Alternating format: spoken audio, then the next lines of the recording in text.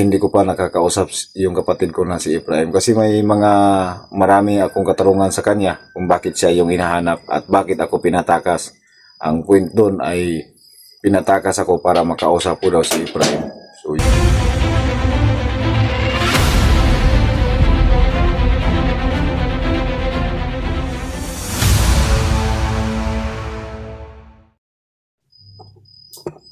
hello mga kaidol, welcome back po ulit sa ating channel mga kaidol. No? Isang mapagpalang araw po sa inyong lahat mga kaidol. So ayan, pasensya na po talaga mga kaidol na medyo naabutan tayo ng matagal na hindi nakapag-upload sa ating YouTube channel. No? Maraming salamat lang po sa inyong patuloy na pagsuporta sa amin mga kaidol. Kami po ay nakauwi naman po sa kanya-kanyang bahay. Nakauwi naman po ako mga kaidol. No? So si Ephraim nakauwi na rin. So ang pinagtaka ko lang mga kaidol kasi parang ayaw ni Ephraim na makipag-usap sa akin ng harap-harapan. So napaisip ko mga kaidol, parang may tinatago po siya sa akin. So sa ngayon mga kaidol, hanggang ano lang po muna kami. So, ilang araw na rin po siya hindi nakapunta dito kay nanay. At nagtataka na po talaga ako mga kaidol. So bago tayo mag-umpisa mga kaidol, maraming salamat sa inyong walang sawang suporta mga kaidol. Pasensya na po talaga sa matagal na hindi po tayo nakapag-upload sa ating YouTube channel. So sa mga OFW natin dyan na patuloy na nagsubaybay sa akin, maraming salamat po sa aking mga silent viewers, sa mga solid viewers ko mga kaidol. No? Maraming salamat po sa inyong walang sawang suporta mga kaidol. No? So ayan, sa mga hindi pa po nakapag-subscribe sa aking channel, please subscribe sa aking channel mga kaidol, Bird Strike TV. At saka paki-click na rin po ng notification bell para updated kayo sa lahat ng video na posibleng may upload ko dito sa ating channel. Isang malaking tulong na po yan mga kaidol, no? Yung pag-like and share sa ating video. So ayan, maraming salamat po talaga mga kaidol. No? So kami po ay nakauwi ni Ephraim sa kanaming bahay. Pero ayan, hanggang ngayon hindi pa kami nag-uusap ni Ephraim ng harap-harapan. So nagtataka ako mga kaidol. No? So nung muntik na kong mahuli mga kaidol, ang pinagtaka ko lang sa bakit inanuhan pa nila ako, bakit pinatakas pa nila ako. So ang point nila doon mga kaidol ay pinatakas nila ako kasi para makarating daw kay Ephraim yung gusto nila, kasi may kukunin daw sila kay Ephraim. So wala naman pong sinabi si Ephraim sa akin mga kaidol, yung kapatid ko, kung ano yung sikreto niya, bakit siya ang hinahanap. So nagtataka talaga ako mga kaidol, no? Kasi yung kapatid ko mga kaidol, hanggang ngayon hindi pa rin siya nagpapakita dito. So nag-aalala na rin yung nanay at tatay ko. So ayan mga kaidol, sa nangyari po, sa lahat po ng mga nangyari po sa amin ni Ephraim, so ulitin ko po sa inyo, pasensya na po talaga sa ilang araw na hindi tayo nakapag-upload. Kasi nagpapahinga po tayo mga kaidol, no? Kasi sobrang sakit ng katawan ko at saka bugbog yung inabot ko sa kanila. At buti naman po ay nakarecover po tayo mga kaidol. No? So isang malaking question mark po sa aking kapatid kung ano talaga yung tinatago niya. Bakit di niya sabihin sa akin? Kasi may hinahanap talaga yung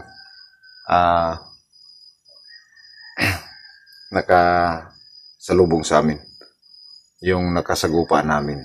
So ang sabi niya sa akin, magkasama daw kami dati pero hindi niya tinanggal yung maskara niya.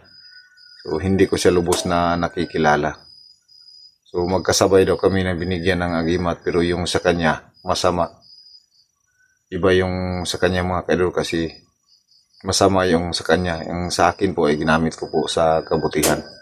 Pero sabi niya talaga, iisa lang yung pinanggalingan namin iisa lang nagbigay sa amin ng agimat yung kwintas ko po mga kaidol.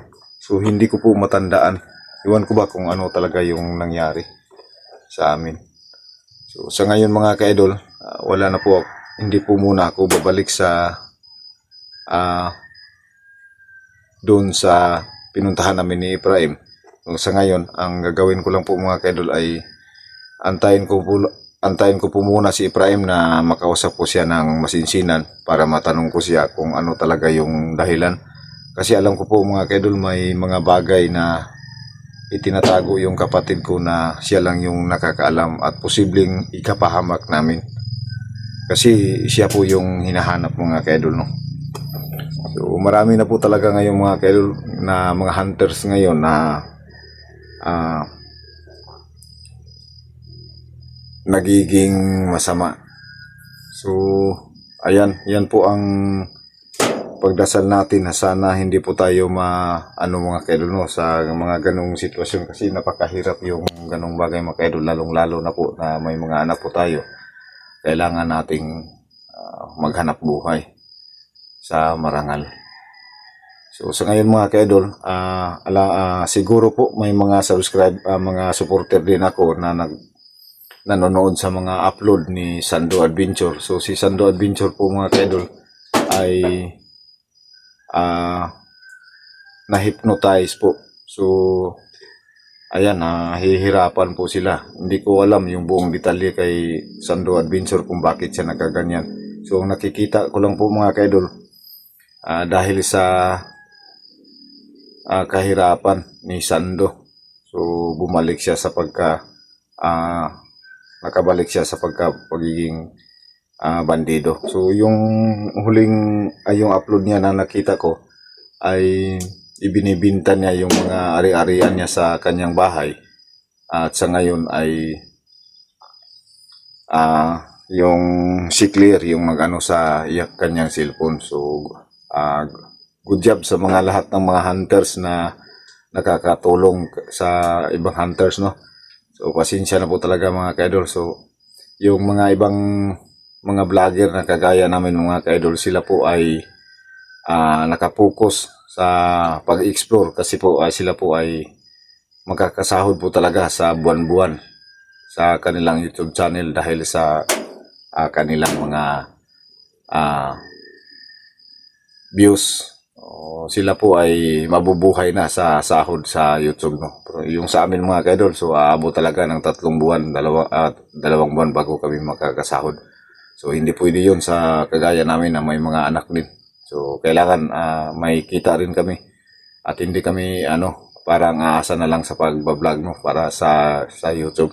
So sana po mga kaidol, no, maintindihan niyo po yung sitwasyon ni Birdstrike TV. So may problema na po talaga mga kaidol, no. Yung sa akin lang ngayon mga kaidol ay pasensya na po talaga kung bakit hindi kami katulong na rin sa kay Sando. So yung kay Sando, isang mababaw na rason na bakit na siya, kasi na kita ko yung video niya ay dahil bumaba daw ang kanyang views. So yun lang po ang naano ko. So hindi sapat na dahilan yun para bumalik ka sa pagiging masama. So may ibang uwi naman doon kung gusto mong mabuhay. Pwede ka namang magtrabaho, magbanat buto mga kaidol, no?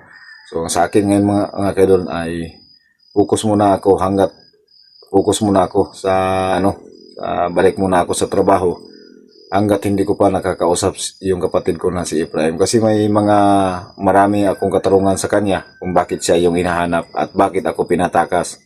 Ang point doon ay pinatakas ako para makausap ko daw si Ephraim. So yun lang po ang inano ko mga kaidol. So isang mapagpalang araw po talaga sa inyong lahat, sa lahat ng sumusuporta sa akin. So sa ngayon mga kaidol ay hindi pa man po ako makabalik sa pag-explore, at ako po ay mag-iingat palagi at nagpapasalamat po sa inyo dahil kayo po ay patuloy na nagsusubaybay. So shout out na lang po sa ating mga solid viewers, no, sa mga patuloy na nanonood sa ating YouTube channel. Kay Sir Rinaldo Barito, Sir, maraming salamat po sir sa inyong walang sawang suporta. Kay Nisis Family, Balandrayos Family, kay Lynn Samas, shout out, no, kay ano, ah, kay Ninit Galvis, maraming salamat po.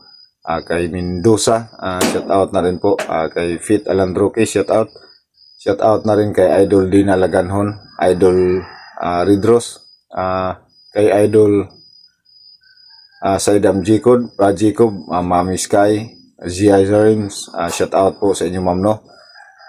Shout out kay Ma'am Makilino. Maraming salamat po ma'am sa walang sawang suporta. Sa lahat-lahat po na nakasubaybay sa akin, sa lahat-lahat po na nanonood sa aking channel, maraming salamat po mga ma'am no, mga sir, sa inyong walang sawang suporta. So sa ngayon mga kaidol, sa mga hindi ko nabanggit na ma-shout out, at ako po ay humihingi ng pasensya po sa inyo dahil po sa maraming iniisip. Ako po ay nagpapasalamat na tayo po ay nagka-recover na sa bugbog na inabot nung pumasok tayo sa lugar dati ni Commander Bagtik. So, andun po sila mga kaidol, hindi tayo sigurado kung ilan sila doon. Hindi tayo sigurado kung gaano sila karami.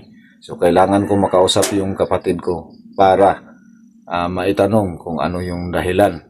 Sigurado po ko mga kaidol na may dahilan yun, may mabigat na dahilan.